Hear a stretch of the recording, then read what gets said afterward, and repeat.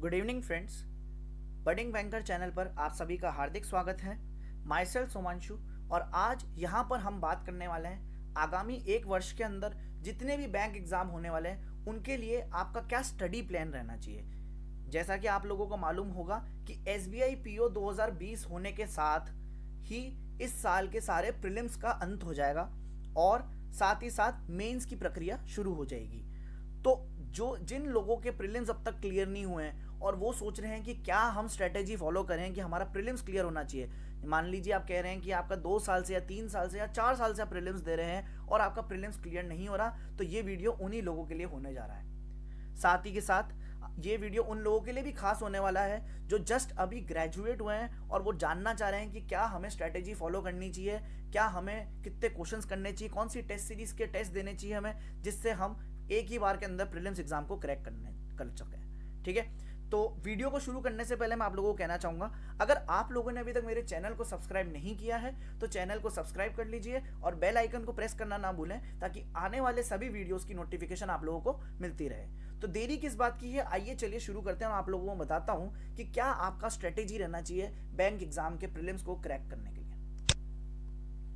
सबसे पहले मैं आप लोगों को कहना चाहूंगा कि अगर आपको अपना, कहते हैं जैसे आपको अपना शेड्यूल जो होता है, आपका जो डेली का शेड्यूल है वो आप लोगों को चेंज करना पड़ेगा। सपोज करिए कुछ लोगों की आदत होती है बहुत ही लिथार्जिक मूड में रहते हैं या लेजी मूड में रहते हैं अक्सर, और 10 या 11 बजे तक उठ रहे हैं, तो ये चीज़ इस फेज के अंदर बिल्कुल अमान्य हो जाएगी और आपके लिए बिल्कुल ये एक्सेप्टेबल नहीं है। तो आपको एटलीस्ट, पहले मैं इसको शुरुआत से लेते हुए चलता हूँ, इसको मैं 2 पार्ट्स में डिवाइड करूँगा। पहले जो ऑलरेडी एग्जिस्टिंग कैंडिडेट्स हैं, ठीक है, जो भी ऑलरेडी जो एग्जिस्टिंग कैंडिडेट्स हैं, जो ऑलरेडी काफ़ी समय से एग्जाम दे रहे हैं, जिनको मालूम है कि क्या पढ़ना है और क्या छोड़ना है और कैसे क्या क्या क्या स्ट्रेटेजी से फॉलो करना है, उनके लिए एक सेपरेट टाइम टेबल डिज़ाइन करूंगा मैं। साथ ही साथ मैं उन लोगों के लिए भी एक डिज़ाइन बनूंगा टाइम टेबल जो जस्ट फ्रेशर हैं और जो ये सोचते हैं कि कैसे हम शुरुआत करें, उनके लिए भी होने जा रहा है ये। तो एग्जिस्टिंग कैंडिडेट्स के लिए सबसे पहले मैं एक आपको टाइम टेबल बताना चाहूँगा। ये जो टाइम टेबल बनने जा रहा है या ये जो शेड्यूल या प्लान आने वाला है आपके सामने, ये एग्जिस्टिंग के साथ साथ फ्रेशर्स के लिए भी उतना ही बेनिफिशियल होने वाला है। ठीक है, तो शुरुआत करते हैं, देखते हैं। आप लोगों को सबसे पहले एक तो अपना जो आपका वेकिंग अप का टाइम है उसको चेंज करना है और एटलीस्ट 7 से 8 बजे के बीच में आप लोगों को उठ जाना है। ठीक है, आप 7 से 8 बजे के बीच में उठ जाइए। ठीक है, अब उसके बाद करना क्या है, आपको 8 बजे से लेकर 9 बजे तक बिना कुछ सोचे समझे निसंकोच आप काम करते हुए सबसे पहले एक टेस्ट देंगे। ठीक है, इस वीडियो को कंटिन्यू करते हुए मैं आप लोगों को बताना चाहूँगा, ये मेरा पहला वीडियो है मेरे राइटिंग पैड के साथ, तो उम्मीद करता हूँ धीरे धीरे विद टाइम एंड एक्यूरेसी मेरी राइटिंग भी इस पर इंप्रूव होती रहेगी और मैं लगातार इस पर वर्क करता रहूँगा। तो अगर आप लोगों को मेरी राइटिंग अभी थोड़ी सी अगर पढ़ने में दिक्कत आ रही है तो मैं आपसे माफ़ी चाहूँगा और कोशिश करूँगा कि with time and with accuracy मैं इसको धीरे धीरे इंप्रूव करता हुआ चलूँगा। तो चलिए आप लोगों को आगे कंटिन्यू करके समझाते हैं कि 8 से 9 बजे के बीच में आपको एक टेस्ट देना है। ठीक है, अब टेस्ट देने के लिए मैं आपको कुछ सोर्सेज बता रहा हूँ कि जिनको आप ब्लाइंडली रिलाई कर सकते हैं। ठीक है, कुछ सोर्सेज के नाम तो बता रहा हूँ। सबसे पहला नाम है टेस्ट जोन स्मार्ट कीड़ा। ठीक है, टेस्ट जोन स्मार्ट कीड़ा। ठीक है, सेकंड नाम मैं लेना चाहूंगा ग्रेड अप। थर्ड नंबर पे मैं बताना चाहूंगा अड्डा 247 और फोर्थ नंबर पे मैं बात करूंगा, इसमें मैं 2 नाम लिखूंगा, ऑलिव बोर्ड और प्रैक्टिस मॉक। ठीक है, अब बात करते हैं कि प्राइस रेंजेस की। बहुत सारे लोगों के अंदर होता है कि सर हम इतना अफोर्ड नहीं कर सकते, तो मैं आप लोगों को कहूँगा अगर आप अफोर्ड ज़्यादा नहीं कर सकते हैं तो बिल्कुल इकोनॉमिकल स्टाइल में जाते हुए आपको सबसे पहले करना क्या है, आप टेस्ट जोन की टेस्ट सीरीज को परचेज कर लीजिए आंख बंद करके, क्योंकि ये हमारे रेंज के अंदर आएगी। साल भर का इसका सब्सक्रिप्शन ले सकते हैं आप, 599 रुपीज़ के अंदर इसका साल भर का आपको सब्सक्रिप्शन मिल जाएगा, जिसके अंदर आपको सारे टाइप के टेस्ट मिल जाएंगे, प्री से लेकर मेंस तक के। सबसे इकोनॉमिकल यही है आज के टाइम में। ठीक है, तो ये आपका होने जा रहा है। ठीक है। तो ये टेस्ट जोन के ऊपर आप सबसे पहले ब्लाइंडली फेथ कर सकते हैं, एज वेल एज ये हाईली रिकमेंडेड है, at least from my side as well. ये हाईली रिकमेंडेड टेस्ट सीरीज है, आप इसको अच्छे से यूज करें, क्योंकि मैं खुद भी इस पे ही प्रैक्टिस करता हूँ और ये अच्छी टेस्ट सीरीज मानता हूँ मैं। अगर आपको लगता है कि नहीं हमको टेस्ट जोन का इंटरफेस या टेस्ट जोन के क्वेश्चन समझ में नहीं आता है, तो you can go for grade up. Grade up, अड्डा 247, इन दोनों का प्राइस रेंज मोर और लेस सिमिलर है, ठीक है, मोर और लेस सिमिलर है इनका प्राइस रेंज। फिर बात करते हैं थोड़ी सी, अगर आपको लगता है कि नहीं हमें बहुत अच्छे लेवल के टेस्ट देना है, हमें हाई लेवल के टेस्ट देना है, तो ऑलिव बोर्ड और प्रैक्टिस मॉक की तरफ आप जा सकते हैं। इनके क्वेश्चंस का लेवल बहुत ही बेहतरीन होता है, और अगर आप बिल्कुल अपने आप में प्रीलिम्स के मास्टर चैम्प हैं, तो आप इस ऑलिव बोर्ड और प्रैक्टिस मॉक की तरफ जाएं। Also adding on to this, मैं इस पर बताना चाहूँगा, ये थोड़े से हायर रेंज पे होती है इनकी टेस्ट सीरीज की प्राइस, ठीक है, लेकिन इनके क्वेश्चन की क्वालिटी बेहतरीन होती है। पर ये ओवरऑल अगर बोला जाए तो ये चारों ही जितने नाम बताया मैंने आपको, ये हाईली रिकमेंडेड टेस्ट सीरीज हैं, इन्हीं में से ही आप कुछ परचेज करें। बहुत से नाम और हैं, जैसे कि टेस्ट बुक है, वाईफाई स्टडी है, XYZ, बहुत सारे टाइप के आजकल टेस्ट सीरीज है, एग्जाम भी, जितने आप नाना प्रकार के आपको टेस्ट सीरीज मिल जाएंगे, पर मेरी तरफ से ये 4 ही नाम मैं आप लोगों के सामने रखना चाहूँगा। तो 8 से 9 बजे के बीच में आप लोगों को एक टेस्ट देना है, ठीक है। अब आप लोगों को समझ आ रहा होगा, तो 9 बजे टेस्ट खत्म होने के बाद कुछ आप अपना जो डेली का शेड्यूल है उसको कंप्लीट करें, और मैं कहता हूं फिर आप 11 बजे से लेकर वापस पढ़ने बैठ जाइए। 11 बजे से लेकर 1 बजे तक आपको क्या करना है, आपको इस टेस्ट का एनालिसिस करना है, ठीक है, आपको इस टेस्ट का एनालिसिस करना है। इस एनालिसिस के अंदर आप क्या करेंगे, आप देखेंगे कि कौन से क्वेश्चंस, जो भी क्वेश्चन जो अनअटेम्प्टेड थे, जो क्वेश्चंस अनअटेम्प्टेड थे, ठीक है, सबसे पहले आप इन पे वर्क करना, इनको सॉल्व करना बाय योरसेल्फ। अब इसको सॉल्व करने का तरीका क्या होना चाहिए आपका, आपको साथ के साथ यहां पर एक रखनी होगी स्टॉप वॉच, ठीक है। अगर आप मान लीजिए आप लैपटॉप से देते हैं टेस्ट, तो अपने गूगल में एक न्यू टैब पे खोलकर स्टॉप वॉच लगा लीजिए, और स्टॉप वॉच के साथ उन अनअटेम्प्टेड क्वेश्चंस को ट्राई करने की कोशिश करिए। अगर हो जाते हैं तो वेल एंड गुड है, नहीं होते हैं तो डिटेल्ड सॉल्यूशन आपके सामने गिवन होगा, आप उसको एनालाइज करिए, उसको देखिए, ठीक है, उसमें क्या पूछा गया, क्या समझाया गया, उनको देख के वैसे ही आप सॉल्व करिए, ठीक है। डेली का ये कम से कम 2, और ये सारा काम जितना भी है एनालिसिस में 3 सेक्शन होते हैं, जैसे कि प्रीलिम्स में आप लोगों को मालूम होगा, मैथ्स, रीजनिंग और इंग्लिश, ठीक है। मैं एक बार लिख देता हूँ इधर इसको, ठीक है। आपके पास 3 सेक्शन होते हैं, मैथ्स, रीजनिंग और इंग्लिश, और आपके पास 20 मिनट्स ईच होते हैं, है ना, और 20 मिनट्स, ठीक है। ये 20 मिनट्स के अंदर, 60 मिनट्स के अंदर आपको 100 क्वेश्चंस करने होते हैं, ठीक है। तो आपको क्या करना है, जितने भी आपके क्वेश्चंस हुए उनमें से सबसे पहले आपको कौन से क्वेश्चन उठाने हैं, अनअटेम्प्टेड क्वेश्चंस उठाने हैं, और उनको कैसे सॉल्व करना है, स्टॉप वॉच लगाकर सॉल्व करना है, ठीक है। इसको मैं पूरा क्लीन कर देता हूं एक बार के लिए, ठीक है। अब इसके बाद क्या करना है आपको, इन अनअटेम्प्टेड क्वेश्चंस करने के बाद आपको क्या करना है, वो क्वेश्चंस जो आपके रॉन्ग हो गए, रॉन्ग क्वेश्चंस पे वर्क करना है आपको। फर्स्ट पे तो आपको अनअटेम्प्टेड लेने अपने, ठीक है, बाद में करने हैं रॉन्ग क्वेश्चंस, ठीक है। इसके बाद क्या करना है, इस टेस्ट को एनालाइज आपको 2 घंटे के अंदर अंदर कर लेना है खत्म, ठीक है। इस टेस्ट को आप 2 घंटे के अंदर अंदर खत्म कर लीजिए, और इसके बाद आपको क्या करना है, 1 बजे के बाद आप हल्का बहुत ब्रेक ले लीजिए, और ब्रेक लेने के बाद मैं कहता हूं 3 या 4 बजे से आप फिर पढ़ने बैठ जाइए, ठीक है। 3 या 4 बजे से आप फिर से पढ़ने बैठेंगे। इसके अंदर आप क्या करेंगे, सेल्फ स्टडी। अब ये सेल्फ स्टडी किसकी होने वाली है, ये सेल्फ स्टडी उसकी होगी जो आपका वीक सेक्शन है, ठीक है। एक सेकंड, ये सेल्फ स्टडी किसकी होगी भैया, आपके वीक एरिया की होगी। इसमें आप जो भी आपका सेक्शन वीक है, सपोज करिए मैं इसके आपको कहता हूं 4 बजे से ही बैठिए आप करने के लिए, 4 से 7 बजे तक के बीच में आप सेल्फ स्टडी करेंगे, ठीक है। इस सेल्फ स्टडी के बीच में आप 1 आवर ईच देंगे, 1 hour each to 1 hour each to section, ठीक है। हर एक सेक्शन को 8 सेक्शन, हर एक सेक्शन के लिए 1 आवर देना अनिवार्य है, ठीक है। तो स्टार्ट करेंगे आपके मैथ्स से, then reasoning and then English. 1-1 घंटा इनको अपने सेल्फ लेवल पे आपको पढ़ना है, जो आपका टॉपिक वीक है उसके अंदर आप वर्क करना स्टार्ट करिए, ठीक है। 7 बजे के बाद आप थोड़ा सा ब्रेक ले सकते हैं फिर से, और उसके बाद फिर 9 बजे से लेकर 10 बजे तक आपको एक और टेस्ट लगाना है। ठीक है, कहाँ से लगाना है, सोर्सेज मैंने आपको मेंशन कर दिए हैं। उम्मीद करता हूँ आपको ये ओवरऑल व्यू समझ में आया होगा। ठीक है, अब इससे आगे बढ़ते हैं अपन थोड़ा सा। अब बात करते हैं कि वो सेल्फ स्टडी के अंदर जो आप अपनी खुद की जो पढ़ाई करेंगे या फिर जिस वीक एरिया पे वर्क करेंगे, ये उनके लिए है जो ऑलरेडी टॉपिक से अवेयर हैं और इनकी बहुत ज़्यादा प्रैक्टिस हो चुकी है, जिनको सिर्फ टेस्ट के एनालिसिस ही करने हैं पूरे दिन में। ये उनके लिए होने जा रहा था स्ट्रेटेजी।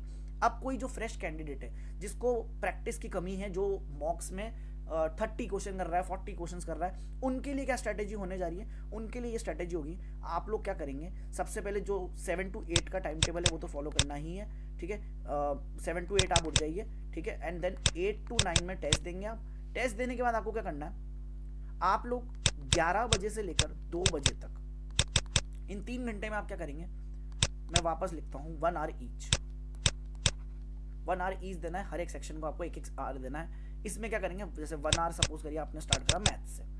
अब मैथ्स में आपको किन कोर टॉपिक्स की मेहनत करनी है, मैं आपको कुछ टॉपिक्स बता देता हूँ। नंबर 1 है सिंप्लीफिकेशन। ठीक है, नंबर 2 है सीरीज। नंबर 3 है क्वाड्रेटिक इक्वेशन, जिसको हिंदी में द्विघात समीकरण कहते हैं। नंबर 4 है आपका डीआई। इन 4 टॉपिक्स के ऊपर ही मेजरली आपको फोकस करना है फॉर प्रीलिम्स। ठीक है, पूरी प्रीलिम्स की कहानी इन 4 टॉपिक्स में ही समा जाएगी। अगर सिंप्लीफिकेशन की मैं बात करूं, यहां पर सिंप्लीफिकेशन एंड अप्रोक्सीमेशन बोथ ही ले लीजिए आप, है ना। सिंप्लीफिकेशन अप्रोक्सीमेशन की बात करूं, कम से कम 75 to 100 क्वेश्चंस आपको करने हैं। इसके बाद आपको क्या करना है, इसके बाद आपको करना है जस्ट अ सेकेंड। ठीक है, इसके बाद आपको करना है, नेक्स्ट आपको करना है सीरीज।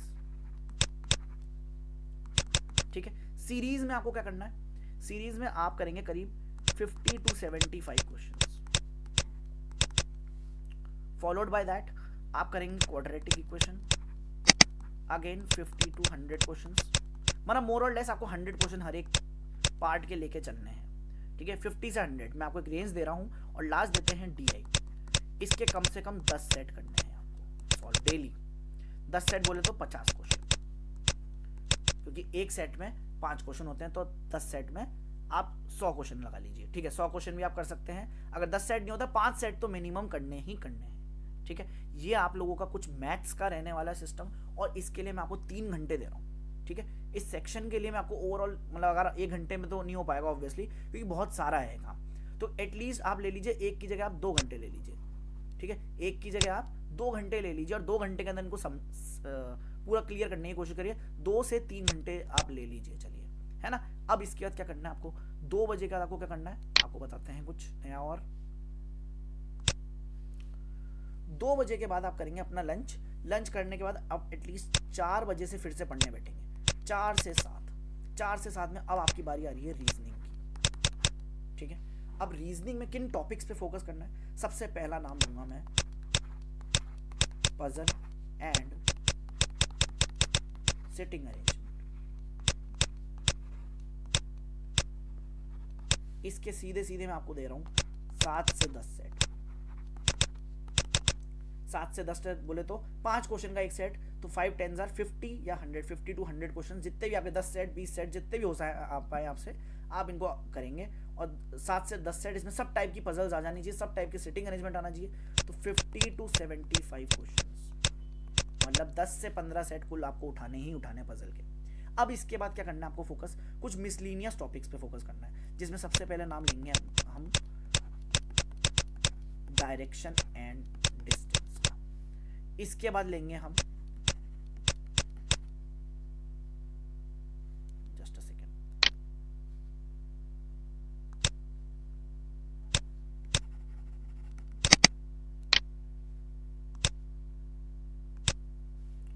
इसके बाद लेंगे हम कोडिंग डिकोडिंग का। ठीक है, कोडिंग डिकोडिंग। ठीक है, कोडिंग डिकोडिंग करेंगे। इसके बाद एक टॉपिक और लेंगे हम,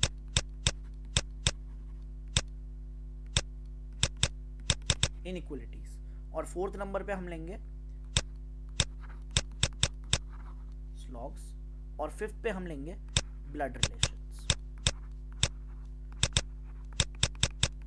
और हर एक के मैं आपको बोलूंगा कम से कम आप मान के चलिए इन सब के आपको एटलीस्ट 50 क्वेश्चंस ईच, ठीक है। Just a second.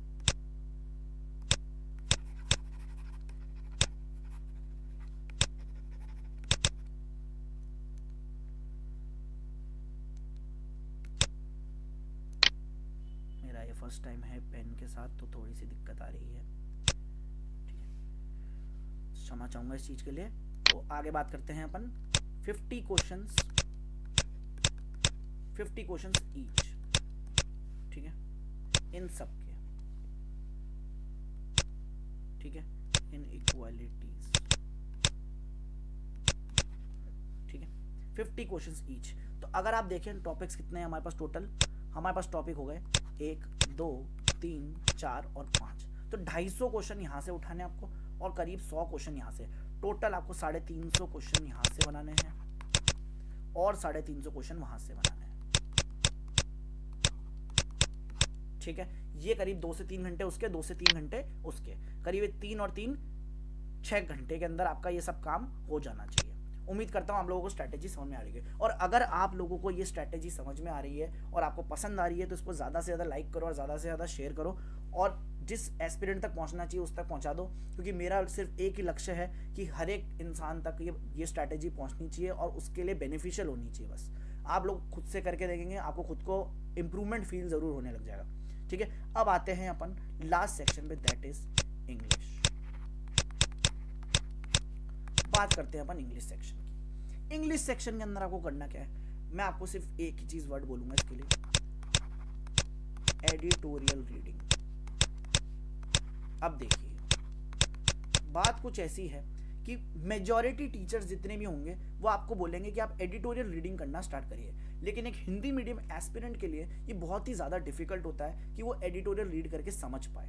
तो मैं आपको कुछ तरीके समझा रहा हूँ जिससे आपका एडिटोरियल रीडिंग आसान हो जाएगा। देखिए सबसे पहले मैं आपको कुछ न्यूज़पेपर्स के नाम रिकमेंड कर देता हूँ। सबसे पहला नाम दे रहा हूँ मैं आपको, द हिंदू।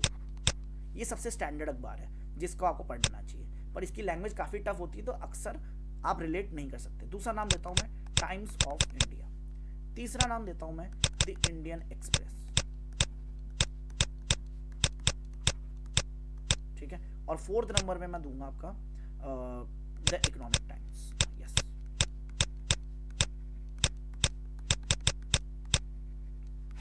ठीक है। इन चारों अखबारों के नाम मैं आप लोगों को बता रहा हूँ। अगर जिस इंसान की इंग्लिश बिल्कुल ही जीरो है तो उसको टाइम्स ऑफ इंडिया से स्टार्ट करना चाहिए, और अगर आपकी एवरेज है तो आप इन तीनों में से कोई से भी एक से लगा सकते हैं, और अगर आपकी इंग्लिश सुप्रीम लेवल की है तो आप डायरेक्ट रीडिंग द हिंदू से स्टार्ट कर सकते हैं, ठीक है। बट मैं इनिशियली कहूंगा आप टाइम्स ऑफ इंडिया से पढ़ना चालू करिए, इसका एडिटोरियल सेक्शन रीड करना स्टार्ट करिए, और इसमें अगर एडिटोरियल सेक्शन नहीं अवेलेबल है तो आप एटलीस्ट न्यूज़पेपर रीडिंग करना भी स्टार्ट कर देंगे तो आपको वो कहीं ना कहीं हेल्प कर जाएगा। अब इस एडिटोरियल से फायदा क्या होने जा रहा है मैं आपको समझाता हूँ कुछ। अब एडिटोरियल पढ़ने का तरीका क्या है, आप मान के चलिए आपको 15 दिन 15 डेज देने ही देना है। इसके अंदर 15 डेज काय के देना है, सिर्फ एक पैरा रीड करना है, सिर्फ एक पैरा रीड करना है। क्लियर। अब एक पैरा रीड करने से क्या होएगा आपका, एक पैरा रीड करने से फायदा क्या होने वाला है आपका, कि आपको एटलीस्ट मैं कहता हूँ 10 से 11 दिन तक आपको कुछ भी समझ में नहीं आएगा। मैं खुद कहता हूँ ये बात, 10 से 11 दिन तक आपको कुछ भी समझ में नहीं आने वाला। लेकिन बात क्या है, आपको 12वें दिन से आपको क्या होएगा, ठीक है, 12वें दिन से आपकी क्या हेल्प होने वाली है कि जस्ट अ सेकेंड,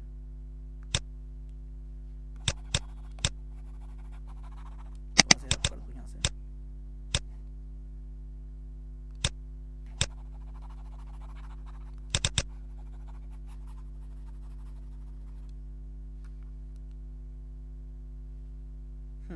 हाँ जी, तो 12वें दिन से आप लोगों के लिए क्या होने वाला है, 12वें दिन से आपके लिए क्या हेल्प आएगी इसके अंदर, कि आपको कम से कम 3 से 4 लाइनें जरूर समझ में आने लग जाएंगी। उस पैराग्राफ की 3 से 4 लाइनें एटलीस्ट आपको एक सेंस डेवलप हो जाएगा कि ऑथर हमसे कहना क्या चाह रहा है। 3 से 4 लाइन शुरू की जरूर से समझ में आने लग जाएंगी। 10 से 11 दिन तो मैं कहता हूँ कुछ समझ में ही नहीं आएगा। 1 दिन नहीं आएगा, 2 दिन नहीं आएगा, 3 दिन, 4 दिन, हफ्ता भर, 10 दिन कहता हूँ मैं तो। 10 दिन तक आपको कोई लाइन समझ में ही नहीं आ रही वो कहना क्या चाह रहा है। बस आपको पेशेंस रखना है, अपना धैर्य बना के रखना है कि आपको वो मोमेंटम लूज नहीं करना, वो जो आदत बन रही है आपकी उसको लूज नहीं करना। डेली का एक पैरा रीड करना है एडिटोरियल कॉलम से। कौन कौन से न्यूज़पेपर हैं इसमें नाम आ गया, times of India, the Hindu, the Indian express और द इकोनॉमिक टाइम्स, ठीक है। इन्हीं में से ही आपको एडिटोरियल सेक्शन या फिर इंग्लिश की रीडिंग करनी है मोर और लेस। 12वें दिन से मैं कहता हूं आपको 3 से 4 लाइनें जरूर समझ में आने लग जाएंगी। अब ये आपको हेल्प कहां करेगी, बात ये बनती है, सबसे पहला क्या होगा, आपको कॉम्प्रीहेंशन की अंडरस्टैंडिंग बढ़ जाएगी आपके कॉम्प्रीहेंशन की अंडरस्टैंडिंग बढ़ जाएगी आपकी। साथ ही साथ आपका वोकैब का कलेक्शन बढ़ेगा। वोकैब के कलेक्शन करने का तरीका क्या है, आपको अपनी एक पॉकेट डायरी टाइप बनाना है, ठीक है। पॉकेट डायरी या कॉपी एक बनाना है आपको अपना। इसके अंदर डेली के डेट वाइज आपको कुछ वर्ड्स लिखने हैं, आपको डेट वाइज लिखना है, ये बात ध्यान रखना। सपोज करिए आज का दिन है, जैसे कि 28 दिसंबर है, तो आपने आज पढ़ा तो आपको करीब 10 वर्ड मिले हैं, तो उन 10 वर्ड को 28/12/2020 लिख के आप उसके अंदर 10 वर्ड लिख दीजिए, तो आपका एक वोकैब का संग्रह कलेक्ट हो गया। ऐसे ही करते करते हर दिन अगर आप 10 दिन के अंदर भी 10 वर्ड ले रहे हैं तो आपके 10 दिन के अंदर 100 वर्ड इकट्ठे होने वाले हैं। और आप मान के चलिए जब 21 दिन तक आपकी ये आदत बन जाएगी तो 21वें दिन आपके वो वर्ड्स रिपीट होने लग जाएंगे। तो इस आदत का आपको फायदा कहाँ मिलने वाला है, इस आदत का फायदा आपको मिलेगा यूं कि आपके अंदर ये आदत डेवलप हो जाएगी कि आप सेंस डेवलप करना सीख जाएंगे। आप क्या करेंगे, आपको है ना ये समझ में लग जाएगा कि ऑथर कहना क्या चाह रहा है, ऑथर किस बारे में बात कर रहा है, किस शब्द का प्रयोग कहाँ किया जाता है, ये भी क्लियर होने लग जाएगा। क्योंकि 21वें या 22वें दिन से जब आप कंटिन्यू नॉन स्टॉप रीडिंग करेंगे तो आपको ये प्रतीत होगा कि कुछ जो शब्द आपके नोटेड डाउन थे वो ही रिपीट होने लग गए। तो ये साथ के साथ आपका एक मीनिंग का भी एक सेंस डेवलप करेगा। एडिटोरियल नहीं करके भी आपके 3 से 4 टॉपिक्स इंग्लिश के कवर करा देगा। एडिटोरियल करेगा क्या, आपका वोकैब सेक्शन इंप्रूव करेगा, आपका कॉम्प्रीहेंशन इंप्रूव करेगा, ठीक है। एक फिलर्स नाम का टॉपिक आता है विच इज मोर और less based on obviously vocab या फिर सेंस, मतलब आपको यूजेज, वर्ड का यूजेज ही नहीं आता तो फिलर्स कर ही नहीं सकते। And number 4 is cloze test.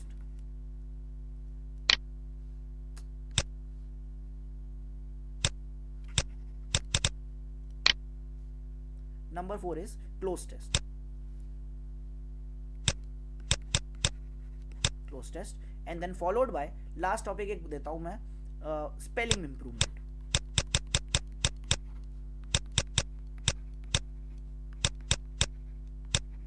ठीक है, आप एडिटोरियल पढ़ेंगे तो इससे आपकी वोकैब इंप्रूव हो जाएगी, आपका कॉम्प्रीहेंशन की सेंस डेवलपमेंट हो जाएगा, ठीक है। फिलर्स को अटेम्प्ट करने की आपके अंदर हिम्मत आ जाएगी। क्लोज टेस्ट अटेम्प्ट कर सकते हैं आप। स्पेलिंग इंप्रूवमेंट, क्योंकि साथ के साथ जब आप वोकैब लिख रहे हैं तो आपको उसकी स्पेलिंग भी याद होगी और आपको टाइम एंड अगेन इस चीज को दोहराना है, ठीक है। मैं कहता हूं 1 दिन नहीं होगा, 2 दिन नहीं होगा, 11 दिन नहीं होगा, लेकिन 12वें दिन से आपको कुछ सेंस जरूर डेवलप हो जाएगा। एक बार आप मेरे कहने पे ट्राई करके देखिए। इसके लिए ज़्यादा नहीं समय मांग रहा हूं आपसे, इंग्लिश के लिए आप कम से कम 2 आवर भी दे देंगे पूरे दिन में तो मोर देन सफिशिएंट हो जाएगा। और ऐसे करते करते करीब हमारे अगर 9 से 10 भी बज रहे हैं तो मोर देन इनफ है एक दिन के लिए हमारे लिए, क्योंकि 6 और 2 8 और 1 घंटा हम सुबह टेस्ट का मान के चल रहे हैं तो 9 घंटे, 9 से 10 घंटे भी अगर आप पढ़ रहे हैं तो ये आपके शेड्यूल के लिए मोर देन इनफ है। और अगर इसका फिर भी आपकी हिम्मत बच जाती है तो आप रात को एक टेस्ट लगा सकते हैं।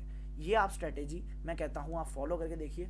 उम्मीद करता हूँ आपको ये स्ट्रैटेजी ज़रूर से समझ में आएगी। और अगर आपको ये स्ट्रैटेजी पसंद आई है तो इस वीडियो को लाइक करो और यार ज़्यादा से ज़्यादा लोगों तक शेयर करो ताकि हर एक एस्पिरेंट तक ये स्ट्रैटेजी पहुँच सके, ठीक है। तो उम्मीद करता हूँ मैं आप लोगों को, आपको ये सेशन पसंद आया होगा। मैं आपसे जल्द ही मिलता हूँ नए सेशन के अंदर, ठीक है, जहाँ पर मैं बात करूँगा आपसे नए वीडियो के अंदर आपसे मैं बात करूंगा, कुछ नए टॉपिक्स के साथ आपके साथ हाजिर होऊंगा। अगर आप लोगों को स्ट्रैटेजी वीडियो पसंद है और आप चाहते हैं कि मोर और मोर ऐसे स्ट्रैटेजी वीडियोस मैं आपके लिए बनाऊं, तो इस वीडियो को सब्सक्राइब, इस वीडियो को लाइक करो और ज़्यादा से ज़्यादा लोगों तक शेयर करो, क्योंकि आपके सपोर्ट से ही मुझे मालूम चलेगा कि मुझे ऐसे वीडियोस बनाने चाहिए या नहीं बनाने चाहिए। और जल्द ही अब मेरे पास, क्योंकि पेन टैब आ चुका है, ये मेरा पहला वीडियो था, तो इसके अंदर जितने भी एरर्स हैं उसके लिए क्षमा चाहूँगा आपसे। मैं कोशिश करूँगा कि विद टाइम एंड एक्यूरेसी इसको मैं सुधारता हुआ चलूँ और आप लोगों को बढ़िया से बढ़िया अच्छी क्वालिटी के अंदर आपको कंटेंट प्रोवाइड करना स्टार्ट करूँ और आपको पढ़ाना स्टार्ट करूँ, ठीक है। तो till then I am signing off from this video. उम्मीद करता हूँ आप लोगों को ये एफर्ट्स पसंद आएंगे। So thank you guys for watching. इस वीडियो को लाइक करें, शेयर करें, कमेंट करें और ज़्यादा से ज़्यादा लोगों तक सब्सक्राइब करें और ज़्यादा से ज़्यादा लोगों तक पहुँचाएं। And I will see you guys soon, ठीक है। तो take care then, I will see you soon then, bye bye.